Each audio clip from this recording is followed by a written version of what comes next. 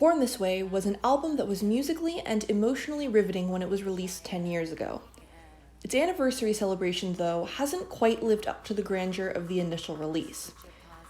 The 10-year mark actually passed quite quietly, but a few days later, Born This Way Reimagined was announced, along with the release of Big Freeda's interpretation of Judas.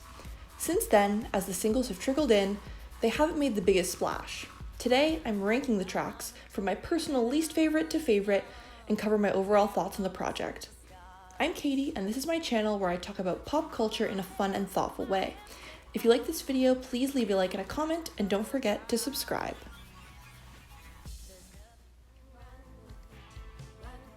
Taking the distortedness off the vocals on Highway Unicorn has somehow made it kids bop. This artist and track combination feels almost silly. The country sound over the vocals singing Ride, Ride, Pony just makes for an uncomfortably childish sound on parts of this song. It's better on the chorus, but not good enough to make up for the awkwardness earlier in the song. So I should preface this one with the fact that Born This Way is not my favorite song. As an album, it's a favorite because of the emotional connection people have to it rather than the music being Gaga's best, and I think Born This Way as a song is emblematic of that. The country version takes out the fun dance elements of the song and puts way more focus on the weaknesses of the track, its simple melody and super on-the-nose lyrics. Later in this ranking, I give certain songs a lot of credit for truly reimagining, and this song does reimagine the original, but the existence of the Country Road remix already by Gaga made this country twist on the track a lot less interesting.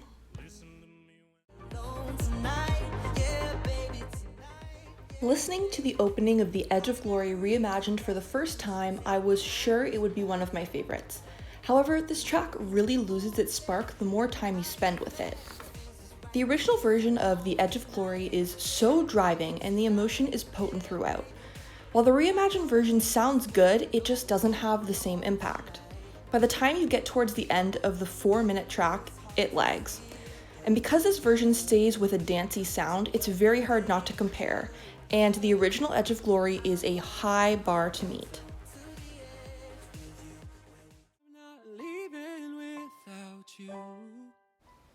Ben Platt can really sing anything, but he's especially good at doing a piano ballad. It makes perfect sense for him to cover You and I. Emphasis on cover. It's not that You and I reimagined doesn't sound good, it's that it's really not reimagined, aside from the opening strings, which briefly tricked me into thinking we were getting a whole new take on the track.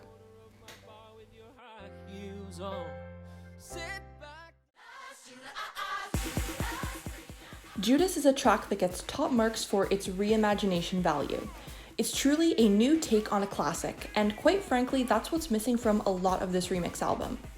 The New Orleans-inspired instrumentation and choir is fresh and adds a lot of fun to the track, and the halftime on the chorus works really well. On the verses, though, the rapping style really highlights what I think is the biggest weakness on the original, the fact that Gaga's talk singing can get grating at times, and this version doubles down on that style. To be fair, it totally makes sense to take the song in this direction. I personally just find it really distracting.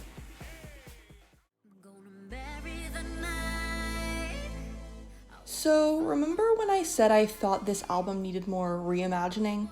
Well, that's out the window for my number one spot, Marry the Night. The original is a dance pop track, and so is the reimagined version, but Kylie's version really recaptures the magic of the original in a new way.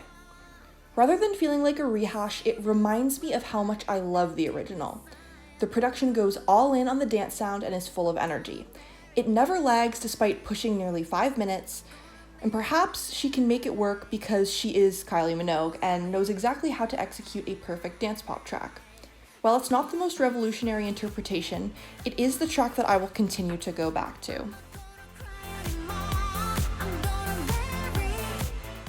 Overall, this reimagined project has sadly left me underwhelmed. What struck me most about the tracklist itself is that it didn't include what I think are the best tracks from the album, like Shiza or Hair. On one hand, it makes sense to focus on singles because they're most familiar, but on the other hand, especially with the level of promo this project had, anyone going out of their way to listen to it knows the album tracks. Sadly, I really don't think any of these tracks hit the mark of being excellent standalones and a true reimagination. They hit one or the other, but not both. To have 6 tracks achieve this is incredibly ambitious, especially for an album as beloved as Born This Way. The concept of this record had a lot of potential that it simply didn't live up to. Thanks for checking out my video on Born This Way Reimagined. If you liked it, please leave a like and a comment, and don't forget to subscribe to my channel.